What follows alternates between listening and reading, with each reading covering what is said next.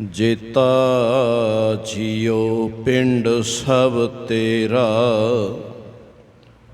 तू अंतर जामी पुरख भगवान। दासन दास कहे जन नानक, जेहा तू कराए तेहा हूँ करी वख्यान।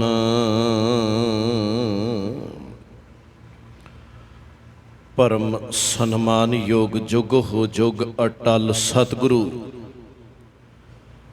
धन धन गुरु ग्रंथ साहिब महाराज जी की पावन पवित्र हजूरी अंदर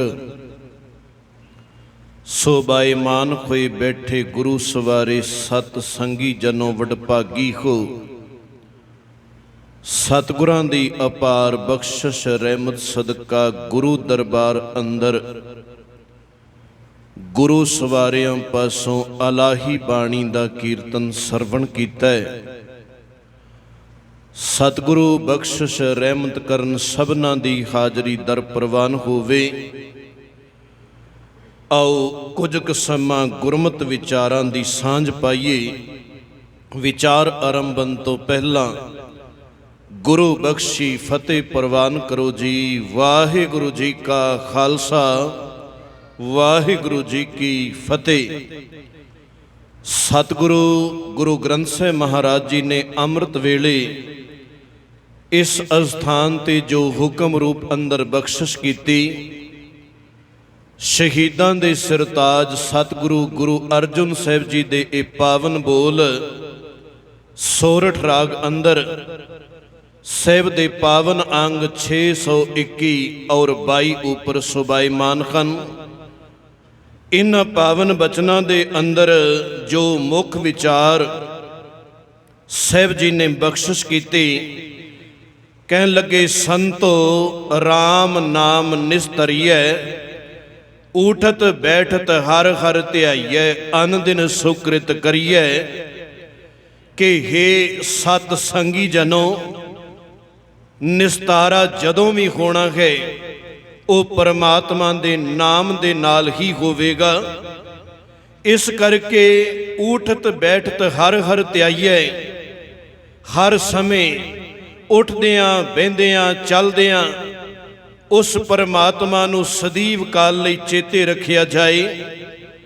कुछ विद्वानां ने इस दे अर्थ करदियां जदों संतो शब्द नूं संबोधन कीता ते अर्थ इसे तरह कीते कि हे संत जनों, पर मन अंदर ख्याल आउंदा संत जनां नूं कहण दी लोड़ नहीं।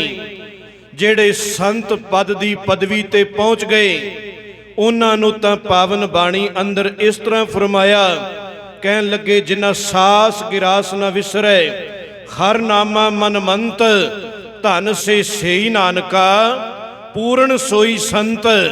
उन्हां नूं आवाज़ नहीं मारनी पैंदी, ਉਹ ਤਾਂ ਹਰ ਸਮੇਂ जिथे भी विचरदे होण करते दी याद दे अंदर ही विचरदे ने। इस करके संतो दे अर्थ जे सत संगी जनों कर लईए ते जल्दी समझ पै जाणगे, क्योंकि हुण जरूरी नहीं कि इस संगत दे अंदर सारे उच्ची बिरती वाले बैठे होणगे। कुछ ऐसे भी हन जिन्हां दी शुरुआत होवेगी, जिन्हां नूं पावन बाणी अंदर ये भी किया गया कि कबीर एक घड़ी आदि घड़ी, आदि हूं ते आद, भगतन सेती गोष्टे जो कीने सो लाभ।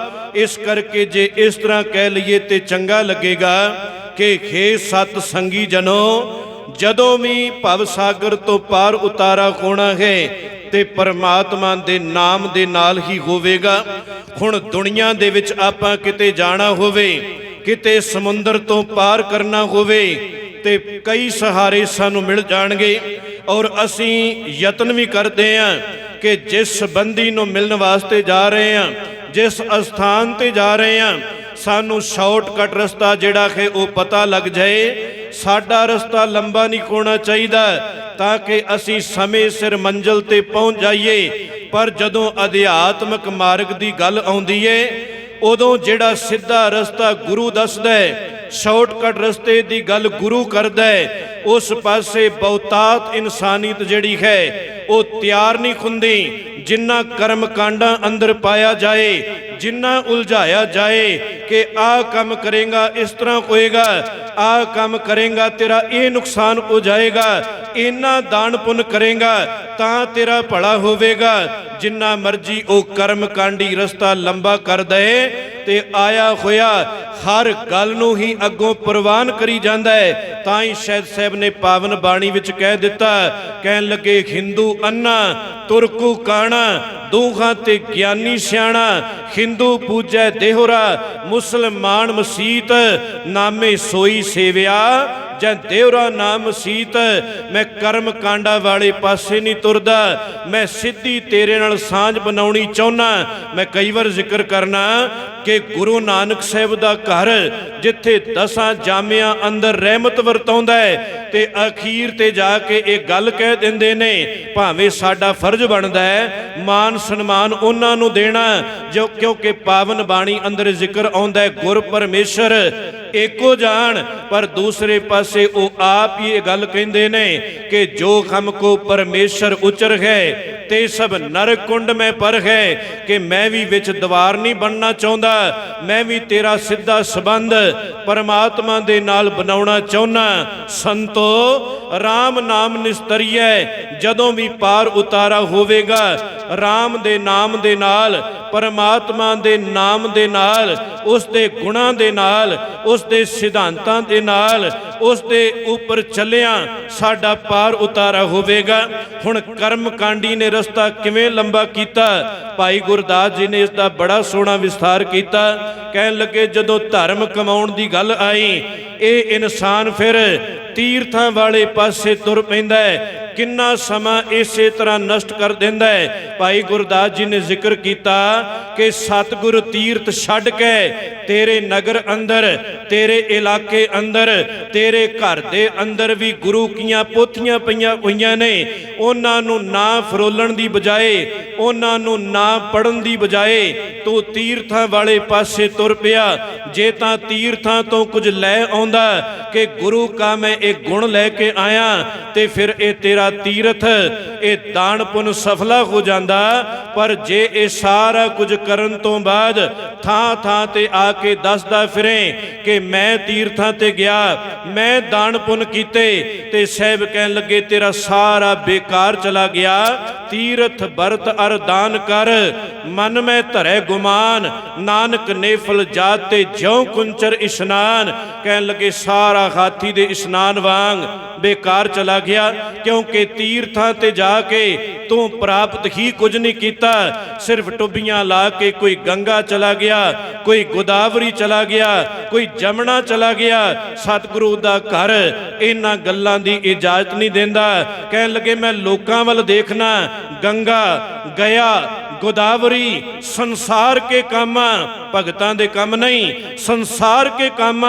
ਨਾਰਾਇਣ ਸੋ ਪ੍ਰਸੰਨ ਹੋਏ ਤਾਂ ਸੇਵਕ ਨਾਮਾ। ਭਾਈ ਗੁਰਦਾਸ ਜੀ ਦੇ ਬੋਲ ਸਾਂਝੇ ਕਰਨ ਲੱਗਾ ਸਾਂ ਕਿ ਸਤਿਗੁਰ ਤੀਰਥ ਛੱਡ ਕੇ 68 ਤੀਰਥ ਨਹਾਵਣ ਜਾਹੀ, ਬਗਲ ਸਮਾਦ ਲਗਾਏ ਕੈ, ਜਿਉ ਜਲ ਜਨਤਾ ਘੁੱਟ ਘੁੱਟ ਖਾਹੀ। ਹਸਤੀ ਨੀਰ ਨਵਾਲੀਣ, ਬਾਹਰ ਨਿਕਲ ਖੇ ਉਡਾਹੀ, ਨਦੀ ਨਾ ਡੁੱਬੈ ਤੁੰਬੜੀ, ਤੀਰਥ ਵਿਸ ਨਿਵਾਰੈ ਨਾਹੀ। ਪੱਥਰ ਨੀਰ ਪਖਾਲੀਐ, ਚਿੱਤ ਕਠੋਰ ਨਾ ਭਿੱਜੈ ਗਾਹੀ। ਕਹਿਣ ਲੱਗੇ ਮਨਮੁਖ ਇਸੇ ਤਰ੍ਹਾਂ ਭਰਮਾਂ ਦਾ ਸ਼ਿਕਾਰ ਬਣ ਗਿਆ। ਤੀਰਥਾਂ ਤੇ ਜਾਂ ਕਿਤੇ ਪਾਣੀ ਅੰਦਰ ਬਹੁਤ ਲੰਬਾ ਸਮਾਂ ਪੱਥਰ ਪਿਆ ਰਹਿੰਦਾ ਹੈ, ਪਰ ਜੇ ਕਿਤੇ ਬਾਹਰ ਕੱਢ ਕੇ ਤੋੜ ਕੇ ਦੇਖਿਆ ਜਾਏ ਤੇ ਅੰਦਰੋਂ ਉਹ ਸੁੱਕੇ ਦਾ ਸੁੱਕਾ। ਜੇ ਕਹਿਣ ਲੱਗੇ ਤੁੰਮੇ ਨੂੰ ਦੇਖਿਆ ਬੜਾ ਕੌੜਾ, ਇੰਨੇ ਤੀਰਥਾਂ ਤੇ ਲੈ ਗਿਆ, ਪਰ ਆ ਕੇ ਜਦੋਂ ਫਿਰ ਉਸ ਦਾ ਸਵਾਦ ਚਖਿਆ ਤੇ ਉਹ ਫਿਰ ਕੌੜੇ ਦਾ ਕੌੜਾ। ਤੇ ਜੇ ਇਸੇ ਤਰ੍ਹਾਂ ਤੀਰਥਾਂ ਤੇ ਗਏ ਜਾਂ ਗੁਰੂ ਘਰ ਦੇ ਅੰਦਰ ਆ ਕੇ ਬੈਠ ਗਏ ਤੇ ਗੁਰੂ ਕੀ ਗੱਲ ਨੂੰ ਮੰਨਿਆ ਹੀ ਕੋਈ ਨਾ, ਭਰਮਾਂ ਦੇ ਸ਼ਿਕਾਰ। ਖੈਰ ਇਹ ਬੜੇ ਪੱਖ ਹਨ, ਕੋਈ ਵਰਤ ਰੱਖੀ ਫਿਰਦਾ। ਸਤਿਗੁਰੂ ਦੀ ਪਾਵਨ ਬਾਣੀ ਇਸ ਗੱਲ ਦੀ ਇਜਾਜ਼ਤ ਤਾਂ ਕੋਈ ਨਹੀਂ ਦਿੰਦੇ। ਸ਼ਾਇਦ ਅੱਜ ਇਸੇ ਕਰਕੇ 10 ਵੱਜ ਚੁੱਕੇ ਨੇ, ਪਰ ਅਜੇ ਕਿੰਨੀ ਕੁ ਸੰਗਤ ਗੁਰੂ ਘਰ ਦੇ ਅੰਦਰ ਹੈ, ਕਿਉਂਕਿ ਵਰਤਾਂ ਦੇ ਭਰਮਾਂ ਦੇ ਸ਼ਿਕਾਰ ਬਣੇ। गुरु घर दे अंदर आके गुरु दी गल असीं सुनना नहीं चाहुंदे। जे प्रसादे पानी दे त्याग दी गल आई ते भगत कबीर साहिब कहन लगे छोड़े अन्न करे पखंड, ना ओ सुहागण ना ओ रंड। तेरे वास्ते अन्न तेरे वास्ते प्रसादा तैयार किया होवे, रब ने इन्ना कुछ तेरे खाण वास्ते तैयार किया होवे ते तू अन्न दा प्रसादे दा त्याग करके कहें कि मैं रब नूं प्राप्त कर लवांगा या पति दी उम्र लंबी हो जाएगी। सतगुरु दा घर इन्हां गल्लां दी इजाजत नहीं देंदा, क्योंकि पुरातन समय दे अंदर जे पति दी पहला मौत हो जाती सी ते नाल ही हिंदू धर्म दे उन्हां ग्रंथां दे मुताबिक या कर्म कांडी विचोलियां दे मुताबिक कि इस दी पत्नी नूं भी हुण नाल ही सड़ना पएगा, ये इकल्ला अगे नहीं जाना चाहिए, इस दी पत्नी भी नाल जाए ते अगे जाके इस नूं जो इत्थे खाण पाण जो इत्थे सुख देंदी रही वो सब कुछ अगे जाके भी देंदी रहे। इस करके पत्नी भी नाल ही सड़ जाए।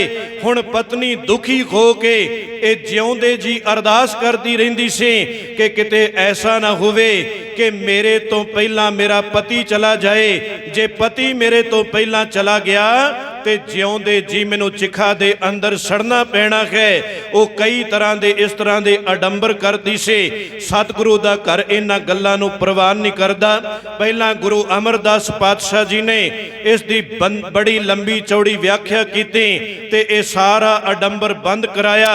पावन बाणी अंदर भी जिक्र किया, कहन लगे सतियां ए ना आखियन जो मड़ियां लग जलन, जो मड़ियां अंदर आके सड़ गईयां वो सतियां नहीं, सतियां वो हन जिहड़ियां पति दे कहने अंदर आ जान। फिर अंग्रेज़ां दा समा आया, उन्होंने भी इस रीत नूं बंद कराउणा चाहया। बड़े थावां ते ये रीत बंद हो गई, पर अज गुरु के सिद्धांतां तो दूर हो के इन्हां कर्म कांडां दे विचों असीं अज भी कोई नहीं निकल रहे। सतगुरु दा घर कहंदा है कि गुरु का सिद्धांत अपने जीवन दे अंदर लै आओ।